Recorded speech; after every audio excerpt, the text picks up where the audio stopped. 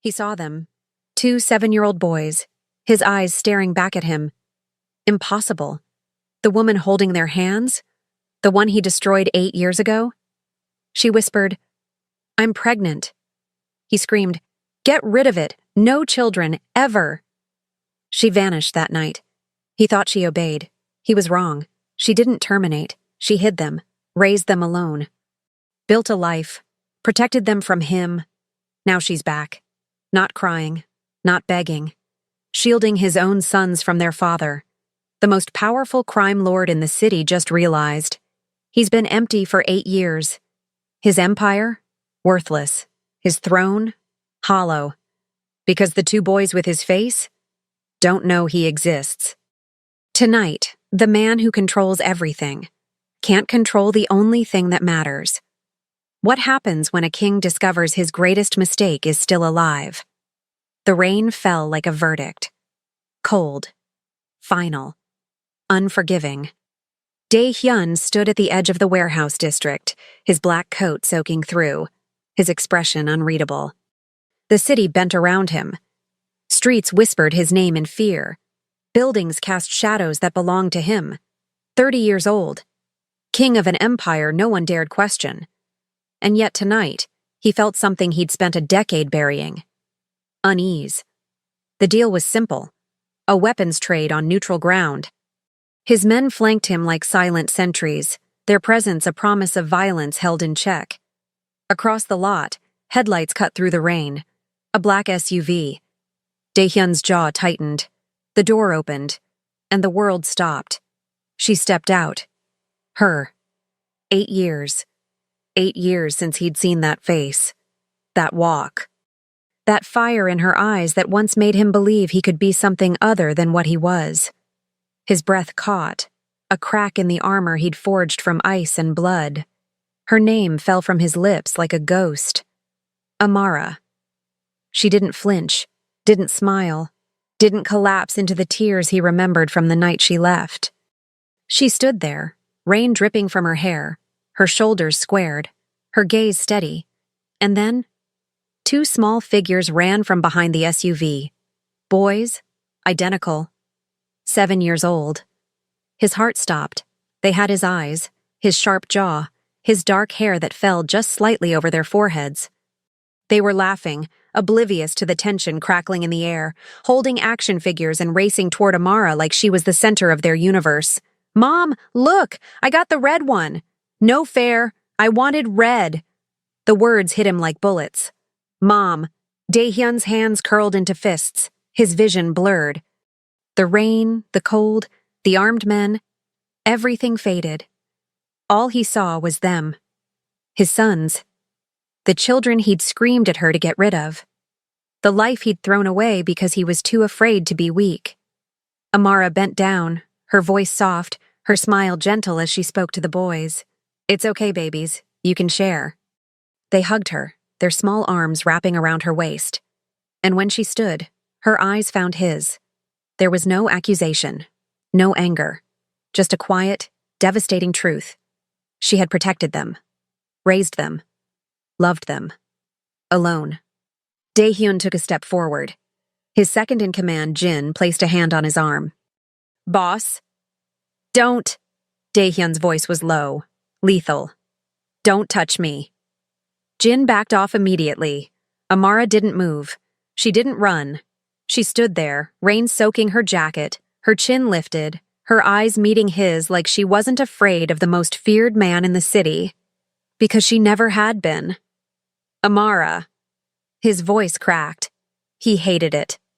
Hated the weakness, hated the ache in his chest. She finally spoke.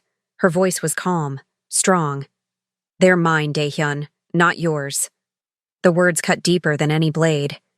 "You..." He couldn't finish. His throat closed. One of the boys looked up at him, curious. "Mom, who's that man?" Dae-hyun's world shattered. The boy didn't know him. His son didn't know him. Amara placed a protective hand on the boy's shoulder. "No one, sweetheart. Just someone from a long time ago." No one. The king of the underworld, the man who controlled everything, was no one to his own children. Get in the car, boys, Amara said softly. They obeyed without question, running back toward the SUV, laughing about their toys. Amara turned to leave. Wait. Daehyun's voice was raw. She paused, but she didn't turn around. Why now? He asked. Why show up here? I didn't come for you, she said quietly. I came because this is neutral ground. I needed to pick something up. I didn't know you'd be here. A lie, or maybe not. He didn't know anymore. They're mine, he said, his voice breaking. Those boys, no. She turned now, her eyes fierce. They're mine. You made your choice 8 years ago. I didn't. You screamed at me. Her voice was steel wrapped in pain. You told me to get rid of them. You said children would make you weak. So I left. I built a life. I protected them from you. The rain fell harder. Daehyun felt something he'd never felt before. Regret. I was wrong, he whispered. Amara's eyes softened for just a second. Then she shook her head. It doesn't matter now. She walked away. And for the first time in his life, Daehyun didn't know what to do. The most powerful man in the city stood alone in the rain, watching the only thing that ever mattered drive away. Daehyun didn't sleep. He sat in his penthouse office, the city sprawling beneath him like a kingdom he no longer cared about. The whiskey in his glass was untouched. The reports on his desk, shipments, territories, rivals, meant nothing. All he could see were 2 small faces, his sons, 7 years old. They didn't know him. The thought clawed at his chest. Jin entered quietly, his expression cautious. Boss, the Kim family is waiting for your response. Daehyun didn't look up. Tell them I'll deal with it later. Later? Sir, they're threatening to… I said later. Jin hesitated, then nodded and left. Alone again, Daehyun pulled out his phone. He'd already done what he swore he'd never do. He'd searched for her. Amara Johnson, 26 when she'd left, now 34. She lived in a quiet neighborhood 40 minutes outside the city. A small house, a normal life. She worked as a financial consultant. The boys, Elijah and Isaiah, attended a private school. Soccer on Saturdays, art class on Thursdays. She'd built everything without him, and she'd done it well. Daehyun's jaw tightened. He wanted to be angry. Wanted to rage at her for keeping them from him. But he couldn't. Because she was right. He had screamed at her. He had told her children would destroy everything he'd built. He'd been 22 when he took over his father's empire. Cold, ruthless, efficient. Love was a liability. Family was weakness. That's what his father taught him. And he'd believed it. Until he met Amara. She was different. Fierce. Unafraid. She didn't care about his power or his name. She looked at him like he was just a man. And for a while he let himself believe he could be. But when she told him she was pregnant, he panicked. He screamed. He broke her. And now, 8 years later, he was the one broken. Amara stood in her kitchen, her hands trembling as she gripped the edge of the counter. The boys were asleep upstairs, safe. But for how long? Seeing Daehyun tonight had shattered the wall she'd spent 8 years building. She'd told herself she was over him, that she'd moved on. But the moment she saw him standing in the rain, his eyes hollow and haunted, she felt it all again. The love, the pain, the rage. She'd loved him once, deeply, desperately, and he'd destroyed her. Her phone buzzed, unknown number. Her heart stopped. She answered. Amara.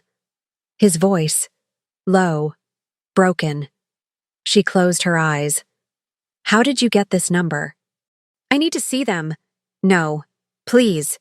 The word hung in the air. Daehyun didn't beg. He commanded, threatened, took, but never begged. They don't know you, Amara said, her voice shaking. And they never will. They're my sons. You gave up that right. Silence then. I know. His voice cracked. I know I did, but I'm asking now. Let me see them. Just once. Amara's chest tightened. She wanted to say no, wanted to protect her boys from the dangerous world he lived in. but she heard something in his voice she'd never heard before. Regret. 1 hour, she said finally. Tomorrow, at the park on Maple Street. You come alone. No guards, no weapons, just you. Okay. And Daehyun? Yeah? If you hurt them, if you even think about dragging them into your world, I'll disappear, and you'll never find us. He didn't argue. I understand. She hung up, and for the first time in 8 years, she let herself cry. The next afternoon, Daehyun stood at the edge of the park, his hands shoved in his coat pockets, his heart pounding. He'd faced armed enemies, survived ambushes, stared down death more times than he could count. But this terrified him. He saw them before they saw him. Elijah and Isaiah, running across the grass, laughing, kicking a soccer ball back and forth. Amara sat on a bench nearby, her arms crossed, her eyes locked on him. She didn't smile. Daehyun walked over slowly. The boys stopped playing when they saw him. Elijah, or was it Isaiah, tilted his head. Hey, you're the guy from last night. Daehyun's throat tightened. Yeah, I am. Are you a friend of Mom's? He glanced at Amara. She didn't move. I used to be, he said carefully. Isaiah, the quieter one, he realized, studied him with sharp, knowing eyes. Daehyun's eyes. You look sad, Isaiah said. The words hit him like a punch. I am, Daehyun admitted. A little. Why? Because I threw away the best thing that ever happened to me. Because I made a mistake a long time ago, he said softly, and I'm trying to fix it. Elijah kicked the ball toward him. Wanna play? Daehyun looked at Amara. She nodded once, barely.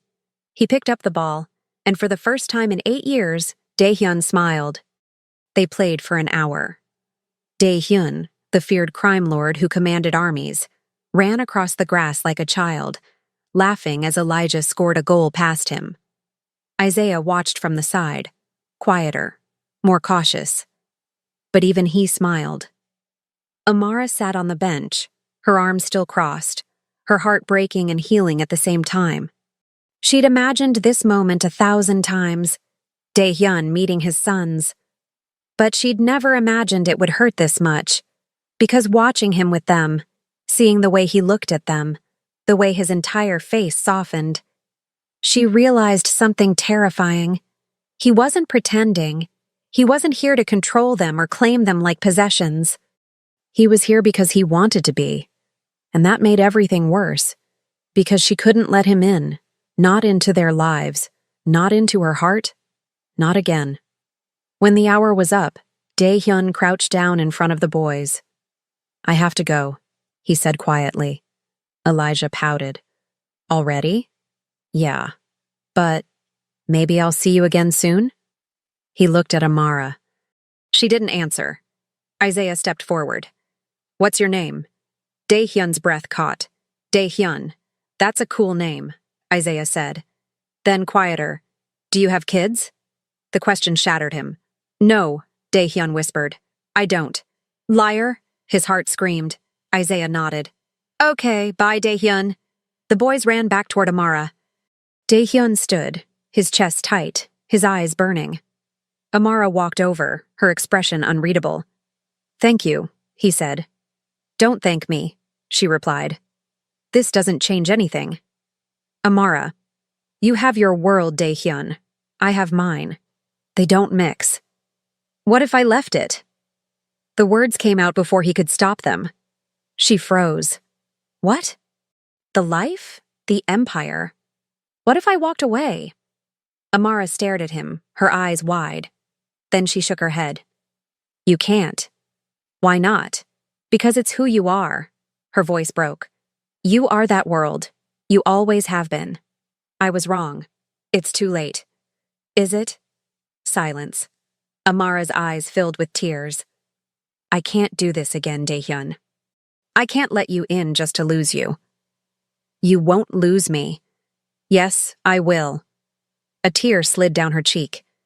Because your world doesn't forgive. It doesn't let go. And the moment someone finds out about them, about us, were targets. Dae-hyun's fists clenched. She was right. His enemies were ruthless. If they knew he had children, they'd use them. Hurt them. Kill them. Then I'll protect you, he said fiercely. All of you. With what? Amara's voice rose. More violence? More blood? That's not protection, Dae-hyun. That's a prison. He had no answer, because she was right. Amara wiped her eyes. You got your hour. Now leave us alone. She turned and walked away. The boys waved at him from the car, and Dae-hyun stood there, frozen, as the only light in his dark world drove away. Again. That night, Jin found him in his office, staring at nothing. Boss, we have a problem. Dae-hyun didn't respond. The Nakamoto family knows. That got his attention. Knows what? About the woman and the kids. Wait, if you're married or in a relationship, this message is for you. Do you feel like he doesn't really see you anymore? Like no matter what you do, he's distant, distracted. Almost like you're strangers under the same roof? The more time passes, the colder it feels. The laughter, the closeness, it's fading. And deep down you're scared. Scared that the connection you once had is slipping away. But it doesn't have to be this way. There is a path to being noticed, to being desired, to feeling close again. Scan the QR code now and take the first step. Don't wait. This moment, it's yours if you act. His attention. Knows what? About the woman and the kids. Dae-hyun's blood turned to ice. How? Someone saw you at the park. Word travels fast. Dae-hyun stood, his entire body rigid. Do they know where she lives? Jin hesitated. Jin, do they know? Not yet, but they're looking. Dae-hyun's vision went red. The Nakamoto family, his oldest rivals, ruthless, brutal. If they found Amara and the boys. Double the surveillance, Dae-hyun ordered. Put men on her street, invisible. No one goes near that house. Boss, if we station men there, it'll draw attention. I don't care. His voice was lethal. If anything happens to them, I'll burn the Nakamotos to the ground. Jin nodded and left. Dae-hyun collapsed into his chair. He'd spent 8 years building walls to keep the world out. Now those walls were closing in, and the people he loved most were trapped inside. The threat came at midnight. A single envelope. Black. Elegant. Delivered to Dae-hyun's office by a messenger who disappeared into the shadows before anyone could question him. Dae-hyun knew what it was before he opened it. He'd received threats before, hundreds of them over the years. Letters soaked in blood, photos of mutilated enemies, messages carved into the bodies of traitors. But this one felt different. His instincts, sharpened by years of surviving in a world where hesitation meant death, screamed at him that this was worse. His hands were steady as he slid the envelope open. Years of controlling his emotions, of burying fear beneath layers of ice, kept his expression neutral. Inside, a photograph. Amara's house. The white fence. The garden she'd planted. The small porch with the rocking chair. And in the front yard, 2 boys, 7 years old, playing with a soccer ball. His sons. The image was taken from across the street. Recent. Maybe today. The angle was perfect. Professional. Whoever took this knew exactly what they were doing. Beneath the photo, a note. Elegant handwriting, almost beautiful in its cruelty. Beautiful children. It would be a shame if something happened to them. You have 3 days to respond to our proposal. Otherwise, accidents happen, especially to children. No signature, none needed. The Nakamotos. Dae-hyun's hands began to shake, not from fear. From rage so pure, so absolute, it took every ounce of control not to destroy everything in the room. They knew.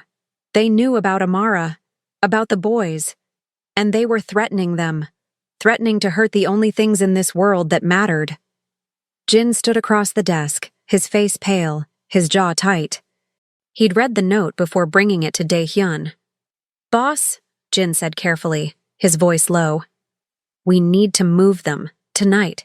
Get them out of the city, somewhere safe, somewhere the Nakamotos can't reach. No. Daehyun's voice was cold, lethal. If we move them, the Nakamotos will know we're afraid. They'll push harder. They'll see it as weakness. Then what do we do? Daehyun looked up, his eyes dark, empty of everything except purpose. We end this, permanently. How? I don't know yet. Daehyun stood, pocketing the photograph. But no one threatens my family and lives to tell about it. Jin nodded. I'll double the surveillance on her street. Quietly. They won't even know we're there. Triple it. I want eyes on every corner, every car, every person who walks past that house. Daehyun's voice was steel wrapped in barely controlled violence. And if anyone, gets within 50 feet of that property without authorization, you neutralize them. I don't care who they are. Understood. One more thing. Daehyun looked at Jin, his oldest friend, the only person who'd stayed loyal through everything. Amara can't know about the surveillance. Not yet. She'll panic, try to run. And if she runs, she's vulnerable, exposed. What if she finds out anyway? Then I'll deal with it. Daehyun grabbed his coat. I'm going there now. Boss, it's midnight. I don't care what time it is. Daehyun's eyes were wild, desperate. Those are my sons, and I'm not letting anyone hurt them. He was out the door before Jin could respond. Amara felt it before she saw it. The shift in the air. The silence that didn't belong in her neighborhood. She stood at her kitchen window, washing dishes from dinner, when she noticed the black sedan parked across the street. It hadn't been there an hour ago when she'd taken out the trash. Her pulse quickened. She dried her hands slowly, keeping her movements calm, controlled. Years of survival instincts she'd developed after leaving Daehyun, after building a life in the shadows, kicked in. She walked to the living room where Elijah and Isaiah were sprawled on the floor, watching cartoons, their laughter filling the space. Normal, innocent, safe. But for how long? Boys, she said softly, keeping her voice steady. Go upstairs, now. Elijah looked up, confused. But Mom, the show's not over. Now, baby, please. Something in her voice, the edge of fear she couldn't quite hide, made them obey without another word. They ran upstairs, their footsteps echoing through the house. Amara locked the front door, drew the curtains, grabbed her phone, and called the one person she swore she'd never call again. Daehyun answered on the first ring. Amara, there's a car outside my house. Her voice shook despite her efforts to control it. Black sedan, tinted windows. It's been sitting there for 15 minutes. I don't recognize it. And no one in this neighborhood drives cars like that. Silence. Then his voice, low and deadly calm. Lock every door, every window. Don't go near the glass. I'm coming. Daehyun, I'm already in the car. 5 minutes away. Stay on the phone with me. She heard it. The roar of an engine. The screech of tires. The sound of a man who would tear the world apart to protect what was his. Amara, listen to me. His voice was steady now, in control. The voice of a man who'd commanded armies, who'd survived impossible situations. If anyone tries to come inside, if you hear anything, you take the boys out the back door. There's a trail behind your yard. Follow it to the main road. My men are there. Your men? Her voice rose. You've been watching us? Yes. No apology, no hesitation. Since the park, I wasn't going to let anyone get near you. Amara's chest tightened. She wanted to be angry. Wanted to scream at him for violating her privacy, for making decisions without her consent, for dragging his world into hers. But right now, with a stranger's car sitting outside her house, with her children upstairs and fear crawling up her spine, she was grateful. They're moving, she whispered, peering through a tiny gap in the curtains. The car doors opened. 2 men stepped out.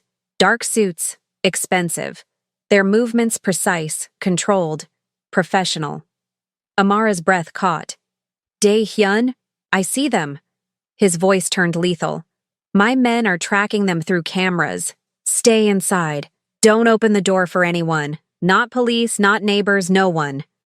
The two men started walking toward her house.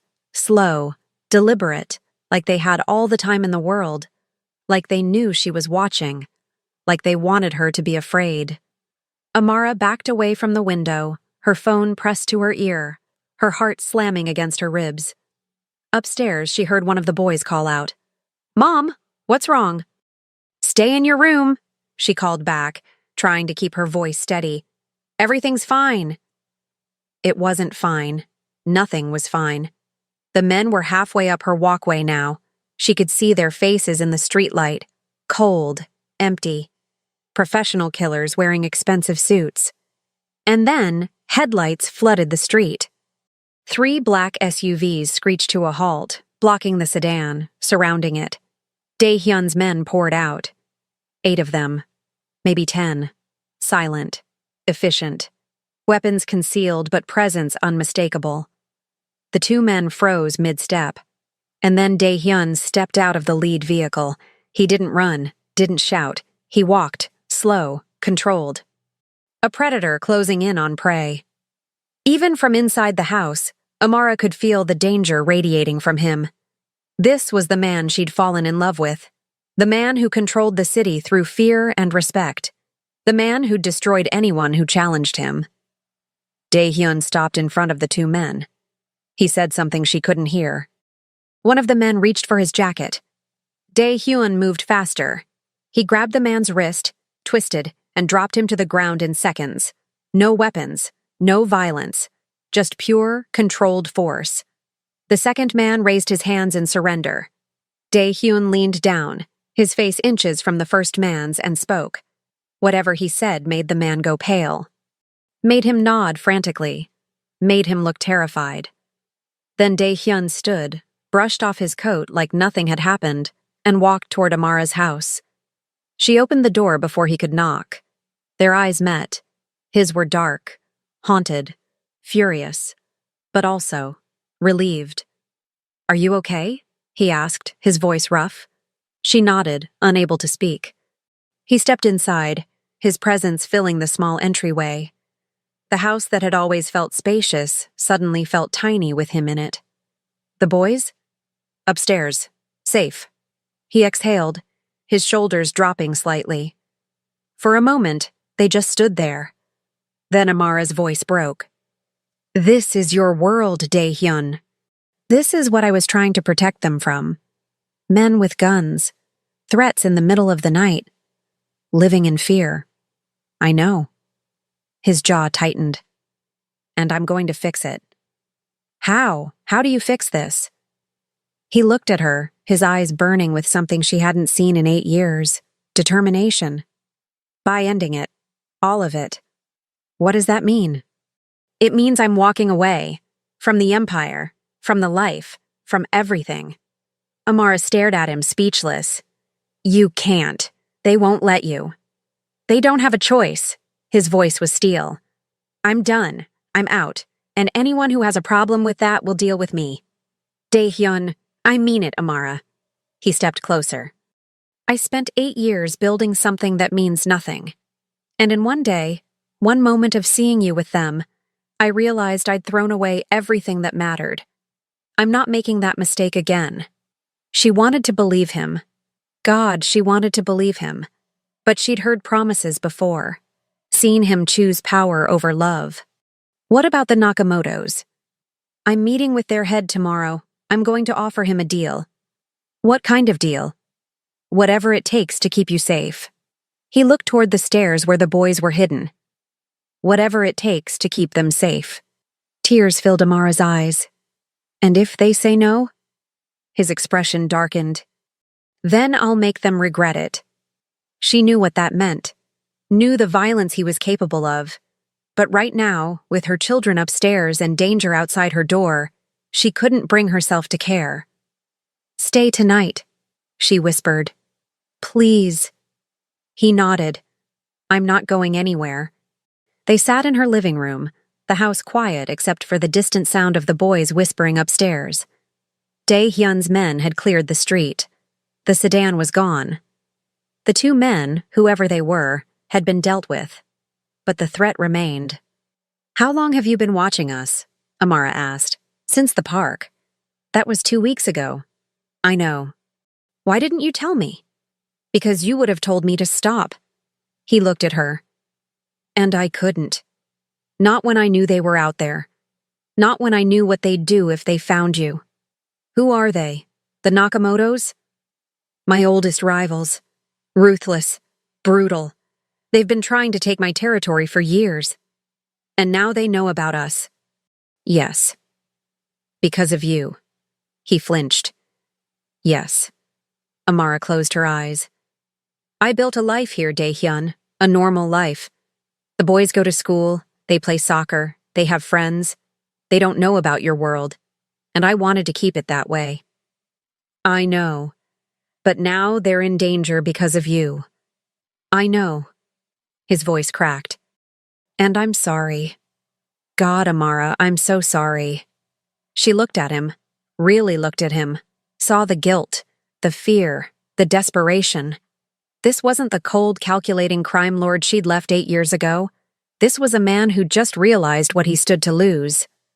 "What happens now?" she asked quietly. "Now I fix it. Permanently." "How?" "By giving them what they want." "Which is?" "Me. Out of the picture." Amara's breath caught. "You'd really walk away? For you? For them?" He nodded. In a heartbeat. She wanted to believe him, but 8 years of hurt, of raising 2 boys alone, of building walls to protect herself, it all made trust nearly impossible. "I need time," she whispered. "I know. And I need you to promise me something. Anything. Promise me you won't let them get hurt, no matter what happens, no matter what it costs." He reached for her hand. She didn't pull away. "I promise," he said. "On my life, I promise." Upstairs, a door creaked open, small footsteps on the stairs. Elijah appeared, his eyes wide, his expression worried. "Mom? Is everything okay?" Amara forced a smile. "Everything's fine, baby." "Who were those men outside?" She froze. He'd seen them. Dae-hyun stood. "Just some people who got lost. They're gone now." Elijah looked at him. "Are you staying?" "Yeah, buddy, I'm staying." "Good." Elijah nodded. Isaiah was scared. "Isaiah?" Dae-hyun's heart clenched. "Where is he?" "In our room, under the bed." Dae-hyun looked at Amara. She nodded. He climbed the stairs, his chest tight, and found Isaiah exactly where Elijah said, under the bed, curled up, shaking. "Hey," Dae-hyun said softly, kneeling down. "It's okay. You're safe." Isaiah looked at him with those eyes, Dae-hyun's eyes, filled with fear. "I heard yelling," Isaiah whispered. "I know, but it's over now." "Are the bad men gone?" "Yes." "Promise?" Dae-hyun's throat tightened. "Promise."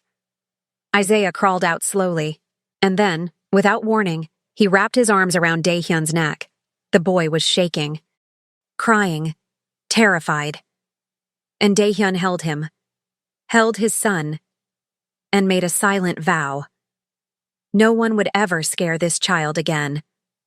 No one would ever threaten his family, even if it meant destroying everything he'd built, even if it meant walking away from the only life he'd ever known. Because this, holding his son, feeling the boy's heartbeat against his chest, this was worth more than any empire.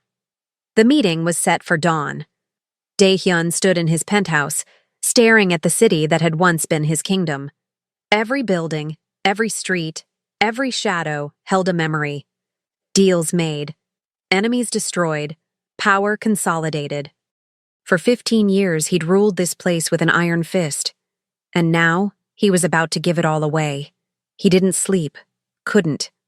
Every time he closed his eyes, he saw Isaiah's terrified face, heard Elijah asking if the bad men were gone, felt Amara's trembling hand in his. His empire had cost him everything that mattered, and he was done paying that price. Jin entered quietly, carrying a folder. His expression was grim. The Nakamotos confirmed. 6 a.m., the old warehouse on 5th, neutral ground. Kaido's coming himself. Dae-hyun nodded. Kaido Nakamoto, 50 years old, second-generation crime lord. Ruthless, calculating, and smart enough to have survived 3 decades in a world where most men didn't last 3 years. Rules? Dae-hyun asked. No weapons, no guards inside, just you and him. Jin paused. Boss, this could be a trap. It's not. How do you know? Because Kaido wants my empire, not my life. Dead, I'm a martyr. My people would never stop coming for him. But if I walk away voluntarily, that's a victory he can use. It makes him look strong, like he forced me out. Jin's jaw tightened. And you're okay with that? Letting him think he won? Dae-hyun looked at him. I don't care what he thinks. I care about keeping my family safe. The men won't understand. They've followed you for years, some of them since the beginning. Then help them understand. Dae-hyun's voice was firm. I'm done, Jin. After today, it's over. And what about me? Dae-hyun turned. Jin had been with him since they were teenagers. Had saved his life more times than he could count. Was more than an employee, more than a friend. He was family. You're free, Dae-hyun said quietly. Work for Kaido. Start your own operation. Walk away. Whatever you want. What if I want to follow you? I'm not going anywhere that needs following. I'm going to be a father, a husband if she'll have me, a normal man with a normal life. Jin studied him. Then slowly, he smiled. You really love her. More than anything. And the boys? Dae-hyun's expression softened. I'd die for them. Jin nodded. Then I hope Kaito accepts your deal. Because if he doesn't, this city's going to burn. At Amara's house, morning light filtered through the kitchen windows. She'd been awake all night, watching Dae-hyun's men patrol the street. They were good. Professional. Invisible to anyone who didn't know what to look for. But she saw them. Saw the shadows moving. The cars that appeared and disappeared. The silent guardians keeping watch. Dae-hyun had left an hour ago. Kissed her forehead. Promised he'd fix everything. And then walked out the door like he was going to war. Maybe he was. She made coffee, fed the boys breakfast, pretended everything was normal. But Elijah saw through it. Mom, where did Dae-hyun go? She paused. He had some business to take care of. Is he coming back? Yes, baby, he's coming back. Promise? She wanted to promise. Wanted to tell her son that the man who'd spent one night protecting them would be there forever. But she'd learned the hard way not to make promises she couldn't keep. I hope so, she said instead. Isaiah was quiet. He'd been quiet since last night, since hiding under the bed. Since the fear that had gripped him hadn't quite let go. Amara sat beside him.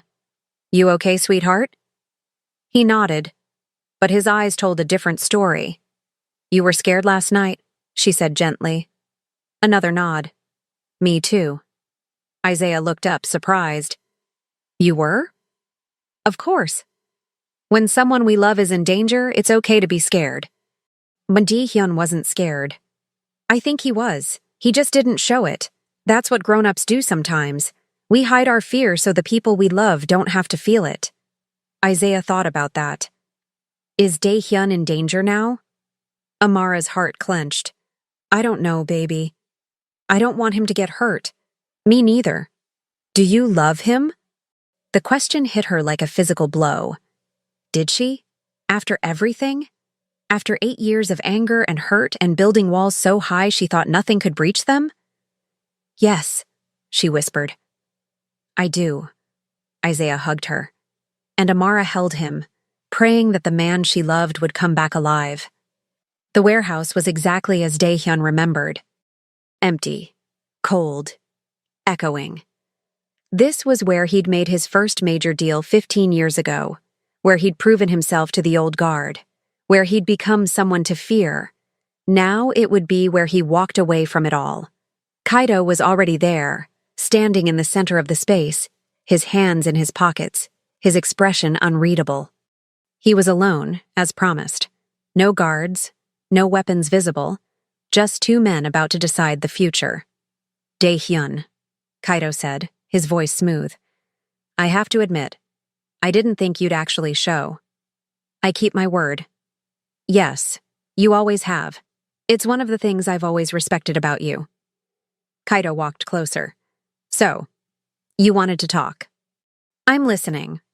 Dae-hyun didn't waste time. I'm stepping down, giving up the empire, all of it. Territory, operations, connections. It's yours. Kaido raised an eyebrow. Just like that? Just like that. And in return, you leave my family alone, permanently. Kaido smiled. The woman and the boys, I heard about them. Didn't believe it at first. The great Dae-hyun, falling in love, having children. It seemed impossible. Believe it. And you'd give up everything for them? Yes. Kaido studied him. You know what people will say, don't you? That you went soft, that a woman made you weak, that you couldn't handle the pressure. I don't care what people say. You should. Reputation is everything in our world. It's not my world anymore. Kaido laughed. You really mean it. You're actually walking away. I am. And what makes you think I'll honor this agreement? What's to stop me from taking your empire and still going after your family? Dae-hyun's eyes darkened. Because if you do, I'll come back. And when I do, I won't be bound by rules or honor or deals. I'll destroy everything you've ever built, everyone you've ever loved. I'll burn your organization to the ground and salt the earth so nothing ever grows there again. The threat hung in the air. Kaido stopped smiling. You'd start a war. I'd end one. Permanently. Silence. Long. Heavy. Then Kaido nodded slowly. You're serious. As I've ever been about anything. Kaido considered this. I want everything. Territory, supply lines, contacts, safe houses. Everything. You'll have it. And you disappear. Completely.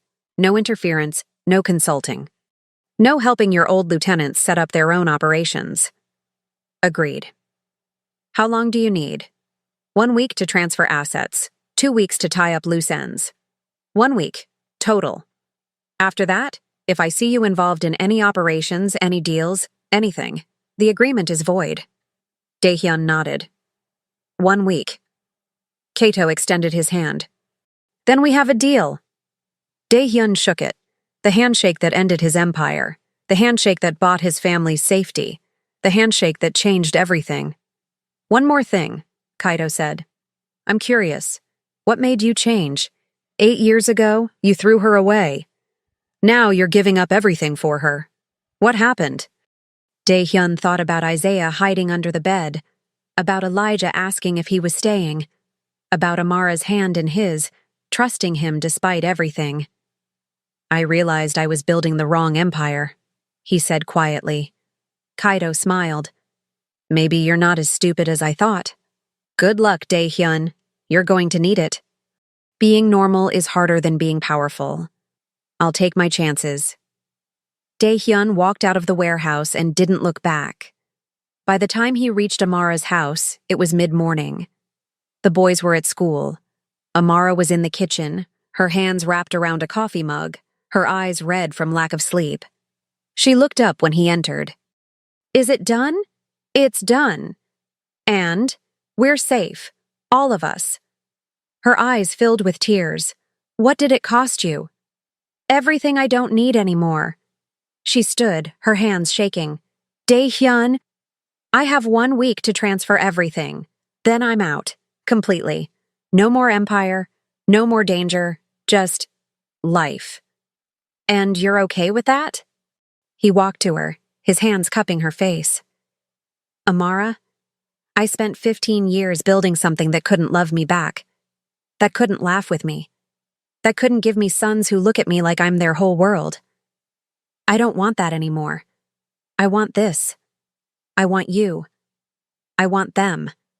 I want Saturday morning pancakes and soccer practice and arguing about bedtime. I want normal. I want real.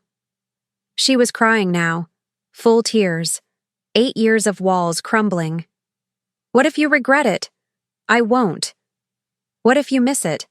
I won't. What if it's not enough?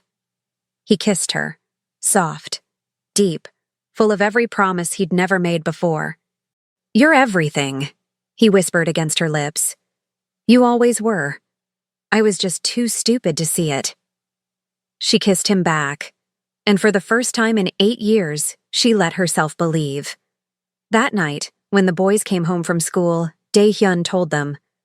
They sat in the living room, Elijah and Isaiah on the couch, Amara beside them, Dae-hyun standing because he was too nervous to sit. I want to talk to you about something, he said. The boys looked at him, curious. I'm going to be around a lot more. Every day, actually. I'm moving here, if that's okay with you. Elijah's eyes went wide. Like, living here? If your mom says yes? Amara smiled through her tears. I say yes. Isaiah was quiet. Then softly. Does that mean you're our dad? Like, for real? Dae-hyun's throat closed. If you'll let me be. Elijah jumped up. Yes. Can we tell the kids at school? You can tell anyone you want. Isaiah stood too, slower, more careful. He walked to Dae-hyun and looked up at him with those eyes, Dae-hyun's eyes, filled with something fragile and hopeful. Will you leave again? Dae-hyun knelt down so they were eye level. No, I'm staying, forever. Promise? I promise, Isaiah. I'm never leaving you again. Isaiah hugged him. And Dae-hyun held his son and felt something he'd never felt in 30 years of living. Complete. That week was chaos. Dae-hyun transferred assets, signed documents, met with lieutenants, and explained his decision. Some understood, some were angry, some were confused. But by the end of the week, it was done. The empire that had taken 15 years to build was gone in 7 days. And Dae-hyun had never felt lighter. On the 8th day, he woke up in Amara's house, his house now, to the sound of the boys arguing downstairs about who got the last waffle. He smiled, got dressed, walked downstairs. Morning, Dad, Elijah called out. Dad. The word still hit him every time. Morning, buddy. Isaiah looked up. Can you make more waffles? I can make whatever you want. Amara walked in, her hair still messy from sleep, her smile soft. Look at you, domestic. He kissed her. Get used to it. She laughed, that sound he'd missed for 8 years. I think I will. And as Dae-hyun stood in the kitchen, making waffles for his sons while the woman he loved drank coffee and watched him with eyes full of something he didn't deserve but would spend the rest of his life earning, he realized something. He'd spent 30 years searching for power, but he'd finally found what he was really looking for. Home. 6 months later, Dae-hyun stood in the backyard of a house he'd never imagined owning. Not a penthouse with a view of the city he'd once controlled. Not a fortress with armed guards and bulletproof glass. Just a simple 2-story home with a white fence, a garden Amara had planted, and a tire swing he'd hung from the old oak tree last weekend. The house was in a quiet neighborhood 40 minutes outside the city, tree-lined streets, families, children riding bikes, soccer games in the park. Everything he'd never known he wanted. Elijah and Isaiah ran past him, chasing each other with water guns, their laughter filling the summer air. They were bigger now, growing faster than he could keep up with. Elijah had lost his 2 front teeth. Isaiah had just learned to ride a bike without training wheels. Dad, come play, Elijah shouted. Dad. The word still made his chest ache in the best possible way. 6 months, and he still wasn't used to it. Still felt that surge of overwhelming gratitude every time one of them said it. Give me a second, he called back. He was building a treehouse, something he'd promised them months ago, something he'd never built before, never even thought about building. But now, it was all he wanted to do. Create something with his hands that wasn't empire or control or power, just wood and nails, and a place where his sons could play. Amara stepped out onto the porch, a glass of lemonade in her hand, her smile soft and real. She wore a sundress, her hair pulled back, her feet bare. She looked peaceful, happy. Nothing like the terrified woman he'd found 8 years ago when she'd discovered she was pregnant. "You're getting soaked," she said, gesturing to his shirt. He looked down. The water guns had hit their target. "Worth it." She laughed and walked over, handing him the lemonade. He drank, grateful. The summer heat was brutal, and he'd been working on the treehouse since dawn. "How's it coming?" she asked. "Almost done. Another day. Maybe 2. "They're going to love it." "I hope so." She looked at him, her eyes searching. "Are you happy?" The question caught him off guard. Not because he didn't know the answer, but because 6 months ago, he wouldn't have understood what happiness even meant. "Yes," he said simply. "I am." "Even with all this?" She gestured to the house, the yard, the normal suburban life that was so different from everything he'd known. "Especially with all this." She smiled and kissed his cheek. "Good, because I need your help inside. The sink's making that noise again." He groaned. "I just fixed that last week." "I know. Fix it again." "Yes, ma'am." She laughed and went back inside. And Dae-hyun stood there, covered in sweat and water, holding a hammer and a glass of lemonade, watching his sons play. This was his empire now. And it was perfect. The first month had been the hardest. Adjusting to a life without power, without danger, without the constant adrenaline of survival. He'd wake up in the middle of the night, instincts screaming, reaching for weapons that weren't there. He'd hear a car backfire and his body would go rigid, ready for war. He'd see a stranger at the grocery store and his mind would calculate threats, exits, vulnerabilities. But slowly, gradually, it faded. The tension in his shoulders loosened. The nightmares became less frequent. The hypervigilance dulled to something manageable. Amara had been patient with him, understanding. She'd held him through the bad nights, talked him down from the panic, reminded him that he was safe, that they were safe. The boys helped too. It was impossible to stay trapped in the past when Elijah needed help with his math homework, or Isaiah wanted to show him a new drawing. They pulled him into the present, into their world of soccer practice and school projects and bedtime stories. He'd started a legitimate business, a security consulting firm. It used his skills, his knowledge, but without the violence, without the blood. He advised small businesses on protecting their assets, trained corporate security teams, installed alarm systems. It wasn't glamorous. The money was a fraction of what he'd made before. But it was honest, and that mattered.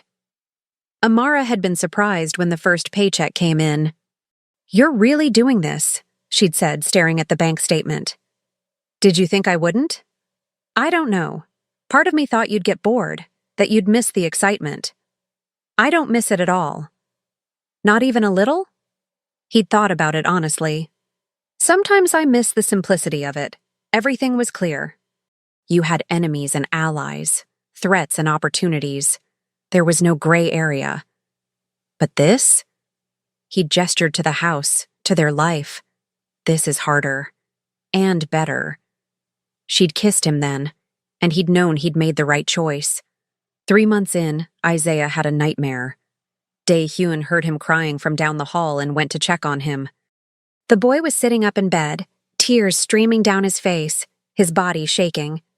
Hey, Dae-hyun said softly, sitting on the edge of the bed. "What's wrong, buddy?" "Bad dream." "Want to talk about it?" Isaiah hesitated, then nodded. "I dreamed you left, that you went back to your old life and didn't come back." Dae-hyun's heart broke. "Isaiah, I'm not going anywhere. I promised you, remember?" "But what if you change your mind? What if you get bored with us?" "Bored with you?" Dae-hyun pulled him close. "That's impossible.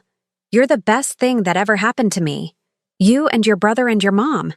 Nothing in my old life was even close to this." "Really?" "Really." Isaiah was quiet for a moment. "Can you stay until I fall asleep?" "I'll stay as long as you need." Dae-hyun sat with him, holding his hand, until the boy's breathing evened out and sleep took him. And even then, he stayed a while longer, just to be sure. 4 months in, Dae-hyun realized he wanted to marry Amara. Not eventually, not someday. Now. He wanted to make it official, wanted the boys to have his name, wanted her to be his wife in every legal and meaningful way. But first, he needed to ask the boys. They were old enough to have a say, old enough to understand what it meant. He took them out for ice cream one Saturday afternoon, just the three of them. They sat in the park, eating their cones, talking about nothing important. And then Dae-hyun took a breath and said, "Can I ask you guys something serious?" Elijah and Isaiah exchanged glances. "Sure," Elijah said. "What do you think about me marrying your mom?" Elijah's eyes went wide. "Like for real? Like a wedding?" "Yeah, like a wedding." "Would you be our dad forever then?" Isaiah asked. "I'm already your dad forever. But yes, it would make it official. You'd have my last name if you wanted. We'd be a real family. Legally." Elijah grinned. "Can we be in the wedding?" "Of course." "Can I wear a suit?" "The fanciest suit we can find." Isaiah was quieter. "Does Mom know you're asking us first?" "No. I wanted to make sure you were okay with it before I asked her." Isaiah thought about this. Then he smiled. "I think you should ask her. I think she'll say yes." "You think so?" "She loves you. We can tell." Dae-hyun's throat tightened. "I love her too, and I love you guys, more than anything." Elijah held up his ice cream cone. "To family!" They clinked their cones together, laughing when ice cream dripped everywhere. And Dae-hyun knew. This was right. This was everything. He planned the proposal for 2 weeks. Nothing extravagant. No fancy restaurant or public spectacle. Just something meaningful. Something them. He decided on the backyard, under the string lights they'd hung together last month. The boys helped him plan every detail. Elijah wanted music. Isaiah wanted flowers. Dae-hyun wanted it to be perfect. On a Friday evening after dinner, he led Amara outside. The boys were hiding behind the porch, barely containing their excitement. The lights glowed softly overhead. Roses, her favorite, lined the walkway he'd built. "What's all this?" she asked, her eyes wide. "Just something I needed to do." He got down on one knee. Her hands flew to her mouth, tears already forming. "Amara, 8 years ago, I made the worst mistake of my life. I let you go. I chose power over love, fear over faith. I hurt you in ways I can never fully make right. But you gave me a second chance. You let me into your life, into your home, into your heart. You let me be a father to our sons. And every day with you has been a gift I don't deserve, but will spend the rest of my life earning." He pulled out the ring. Simple, elegant, perfect. "Will you marry me?" She was crying now, full, uncontrolled tears. "Yes," she whispered. "Yes, yes, yes." He slid the ring onto her finger and stood, pulling her into his arms. The boys burst from their hiding spot, cheering, running toward them. They all hugged together, a tangle of arms and laughter and joy. "Can we tell everyone at school?" Elijah asked. "You can tell anyone you want," Amara said, laughing through her tears. Isaiah looked up at Dae-hyun. "Does this mean we're really a family now?" "We were always a family, buddy. This just makes it official." They got married 3 months later. Small ceremony. Just close friends, Amara's family, and the boys. Jin came too. He'd started his own legitimate security firm and had stayed in touch. He was the only one from Dae-hyun's old life who'd made the transition. Elijah and Isaiah wore matching suits and carried the rings down the aisle with such serious concentration that half the guests were tearing up before the ceremony even started. Amara wore a simple white dress that made Dae-hyun forget how to breathe. When she walked down the aisle, when her eyes met his, he felt it. The absolute certainty that this was exactly where he was meant to be. The officiant asked him to say his vows. Dae-hyun looked at Amara, at the boys standing beside them, at the people gathered to celebrate. I spent most of my life believing love was weakness, he said, his voice steady despite the tears in his eyes. That caring about someone gave them power over you. That the only way to survive was to stay alone, stay cold, stay in control. I was wrong about everything. Love isn't weakness. It's the only thing that ever made me strong. Amara, you saved me. Not from my enemies or my past, but from myself. You showed me what it means to be human, to be real, to be worthy of something more than fear and power. I promise to spend every day of the rest of my life being the man you deserve, the father our children deserve, the husband you chose to believe in. Amara was crying. So were half the guests. Your turn? The officiant said gently. She wiped her eyes, laughing through tears. You broke my heart 8 years ago, shattered it into pieces I didn't think I could put back together. But somehow, impossibly, you did. You came back. You fought for us. You chose us when it would have been easier to walk away. You gave up everything to protect our family. And every day since, you've proven that people can change. That second chances are real. That love is worth the risk. I don't know what the future holds, but I know I want to face it with you. Today. Tomorrow. Forever. They kissed. The boys cheered. Jin whistled. And Dae-hyun, the man who'd once controlled a city through fear, smiled wider than he'd ever smiled in his life. 1 year later, Amara told him she was pregnant. They were in the kitchen, the boys at school, the house quiet. She handed him a positive pregnancy test, her eyes nervous and hopeful. Dae-hyun stared at it, then at her. Then back at the test. Are you serious? I'm serious. He picked her up, spinning her around, laughing like a child. We're having another baby? We're having another baby. He set her down gently, his hands on her face. I love you. I love you too. When do we tell the boys? Tonight? Tonight. That evening, they sat the boys down. Elijah was 9 now. Isaiah was quieter, but more confident. They'd grown so much in the past year. We have some news, Amara said. The boys looked at each other, curious. You're going to be big brothers, Dae-hyun said. Silence. Then, what? Elijah jumped up. Are you serious? Very serious. Is it a boy or a girl? We don't know yet. When? In about 7 months. Isaiah was smiling, quiet, but genuinely happy. That's cool. Yeah, Elijah agreed. That's really cool. 7 months later, Mia was born. 6 pounds, 3 ounces, perfect. Beautiful.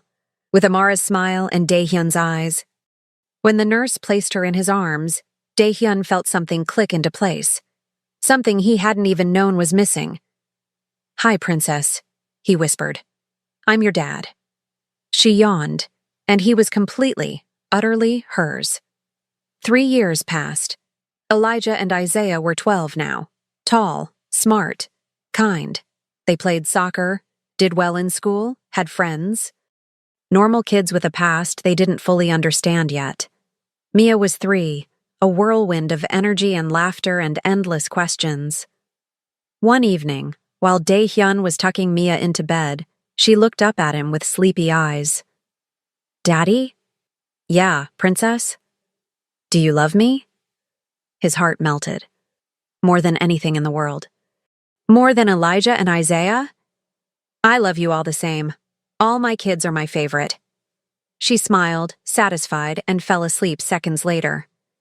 Dae-hyun stood there, watching her breathe, and realized something. This was his legacy. Not territory or power or fear. These 3 children, this woman, this life. When Elijah and Isaiah turned 13, they started asking harder questions. Real questions about his past. Who he'd been. What he'd done. Dae-hyun had known this day would come, had prepared for it, but it was still terrifying. They were at dinner. Mia was drawing at the table. Amara was watching carefully, and then Elijah asked, Dad, what did you do before? Before us? Dae-hyun set down his fork. I ran a criminal organization. The boys went quiet. Like the mafia? Isaiah asked. Similar. I controlled territory, ran illegal operations, hurt people who threatened me. Did you kill people? Elijah's voice was small. Dae-hyun chose his words carefully. I ordered things done that I'm not proud of. I made choices that hurt people. I was a bad person for a long time. Why? Because I thought power was the only thing that mattered, that being feared was the same as being respected. I was wrong. Isaiah looked at him. What changed? Your mom. You. Finding out I had children made me realize I'd spent my whole life chasing the wrong things. Do you regret it? Elijah asked.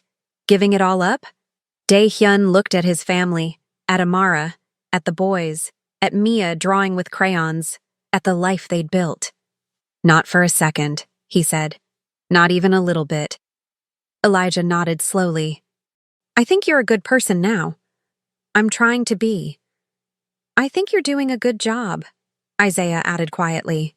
Dae-hyun's throat closed. Thank you, boys. That night, after the kids were asleep, Amara found him on the porch, staring at the stars. You okay? She asked. Yeah, just thinking. About? About how lucky I am. She sat beside him, her hand finding his. We're the lucky ones. How do you figure? Because you chose us. You could have kept your empire, your power, your control, but you chose love instead. You chose family. Not everyone does that. He looked at her. It wasn't a choice. It was survival. I couldn't live without you anymore. She kissed him, soft, sweet, full of 15 years of history and pain and healing.